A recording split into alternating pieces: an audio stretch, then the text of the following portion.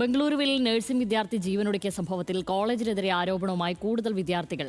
അധ്യാപകന്റെ ശാരീരിക മാനസിക പീഡനം കാരണം 18 വിദ്യാർത്ഥികൾക്ക് പഠനം ഉപേക്ഷിക്കേണ്ടി വന്നതായി ആദിത്യന്റെ കുടുംബത്തിന് അയച്ച സന്ദേശത്തിൽ വിദ്യാർത്ഥികൾ വ്യക്തമാക്കി.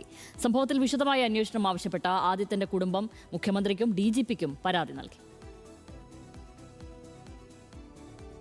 BTL സ്കൂൾ ഓഫ് നഴ്സിംഗ് കോളേജിലെ 2ാം വർഷ വിദ്യാർത്ഥിയും അരുവിക്കര സ്വദേശിയുമായ ആദിത്യന്റെ മരണത്തിന് പിന്നാലെ കോളേജിനെതിരെ വ്യാപക പരാതികളാണ് വിദ്യാർത്ഥികൾ ഉയർത്തുന്നത്.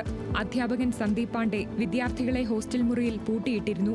അധ്യാപകർക്കും മാനേജ്മെന്റിനും എല്ലാം ബിസിനസ് മാത്രമാണ്. പരാതി നൽകിയാൽ ഭീഷണിയാണ് മറുപടിയെന്നും വിദ്യാർത്ഥികൾ വെളിപ്പെടുത്തി. കഴിഞ്ഞ വർഷം കോളേജിൽ അഡ്മിഷൻ നേടിയ 18 വിദ്യാർത്ഥികൾ അധ്യാപകന്റെ പീഡനം സഹിക്കവയ്യാതെ ഇതിനോടകം പഠനം ഉപേക്ഷിച്ചതായും വിദ്യാർത്ഥികൾ വ്യക്തമാക്കുന്നു. മരണശേഷം കോളേജിൽ അനുശോചനയോഗം സംഘടിപ്പിക്കാനും ആദിത്യനെ അവസാനമായി കാണാനും മാനേജ്മെന്റും അധ്യാപകരും അനുവദിച്ചില്ലെന്നും വിദ്യാർത്ഥികൾ ആരോപിച്ചു.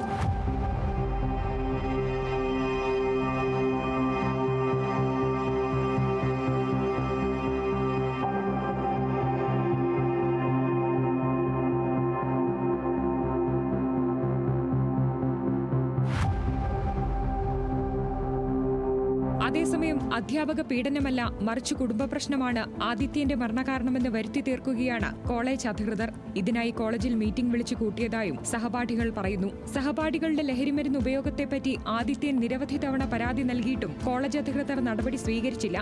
കേസ് അന്വേഷണം നടത്തുന്ന ബംഗളൂരുവിലെ ഹെബ്ബാഗോഡി പോലീസ് നീതിയുക്തമായല്ല അന്വേഷണം നടത്തുന്നതെന്നും കുടുംബം ആരോപണം ഉന്നയിക്കുന്നു. സംഭവത്തിൽ വിശദമായ അന്വേഷണം ആവശ്യപ്പെട്ട് മുഖ്യമന്ത്രിക്കും DGPക്കും പരാതി നൽകാനാണ് കുടുംബത്തിന്റെ തീരുമാനം. ന്യൂസ് മലയാളം, തിരുവനന്തപുരം.